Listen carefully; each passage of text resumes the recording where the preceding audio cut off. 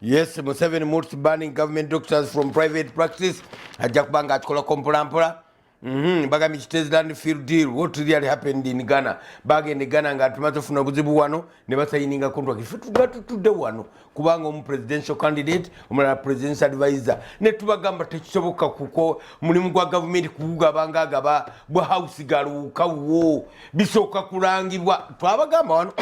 Ekisinza kwata program mu mirimu gya government. Kwe kubeera enguzi era wekisiibwa Betty Kamenja galo kukubira omulanga nti emirimu tegikyaba abantu bali profession oba bali supposed gikola giwe baba balina sente buli mulimu guwo bakati bantu balina nguzo ina mmeka nze ngukuwa omwana wo muteekawo oba yasoma bati yasoma bategeera oba mawobe nze mpawo eziti muteekewo ye problem ngoyogera ku nguzi 95% babantu abali mu bifo tebali supposed biberamu ng'ojjeko ffe abalina emikisa kuba nange ojja kungamba siri supposed ate nze nalondebwa mukulembeze wa ggwanga era saakubako kalulu nze sinawe ate yamanya gwayagala okumuadvise nayogera naye byokka bye namuadvise nga eddakiika ezo zokka n'amanya nti akwetaaga exactly era bwe nali nawo akubasobola kubogera basajja banupu bamaanyi nali nabo kwolwo olunaku mu state house ng'oyiwa amatiriyo go namubuuza ebibuuzo byange ne munyonnyola ne mubuuza kati ekikyo tukivuddeko naye many peoples abali mu bifo nga tebali supposed kubibeeramu sente zezikulembera kankuwa ekyokulabirako edda twawandikanga ebitabo by'oluganda ne babisoma busomi ne bagamba kino kyowandiise olusozi lw'abatulege egenda kubeera setbook omunaala ni yagwandiise egenda kubeera setbook kati nawandika omunyo baguyita bagumba ne kati okugamba nti balonize setbook mbu asasuddeyo highest bidder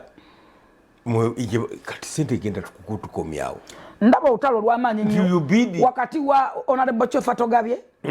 ne yeeyita bwa Kampala lw'amaanyi nnyo luli ku TikTok luli ku social media konna ne ku TV gonna oli alumiriza ono tiwemba ngenda nalabe honorable Chofa Togabye nga wemba ngenda nawe ngenda nawe gwe kizibu kya Kampala simanyi abantu baki tebakwejjaako wafuuka problem mu Kampala toyagala kuvaamu buli ekikulakonya Kampala okinafuya buli ekigenda okuteekebwa mu Kampala okinafuya n'ebyavaako ebimu ku kiteeza okubeera nga bibutikira abantu nkaayanaaza mmwe. That's why nkuzayo nagamba ekisaka at least yandisibidwa twandimwekeddemu ak'obuntu twandifumintiriza kubanga n'abakulu abamutwala ate bambi akoze naye kati eno diiru engeri gye bagigaba twakikaya wano olwabisoma nti babiwadde Josipongo simanyani nti balanzeewa ebya gavumenti waliwo agency abantu bafudde twetaga ekintu kyamangu naye ebya gavumenti nga bwe kikolebwa bwe kirina okukolebwa President Museveni yagenda ewaffe nakawuka nga president wa Uganda nagoba abasawo ogamba ne mweyisa bwe mutimba gobi ne bamugamba nedda ssebo tolina buyinza bubagoba omukozi wa gavumenti agoba bw'atyo era baddeyo ku mirimu Honorable Nabbanja yagenda ye yabagobera ddala yabasanga tebakola tebafaayo bafudde mbu bakitalo nnyo nagamba manyi abanoonya emirimu nagenda ate obuhiya temubeera ku ddwaliro sente muzirya buli muli basawo abantu bali wano babundabunda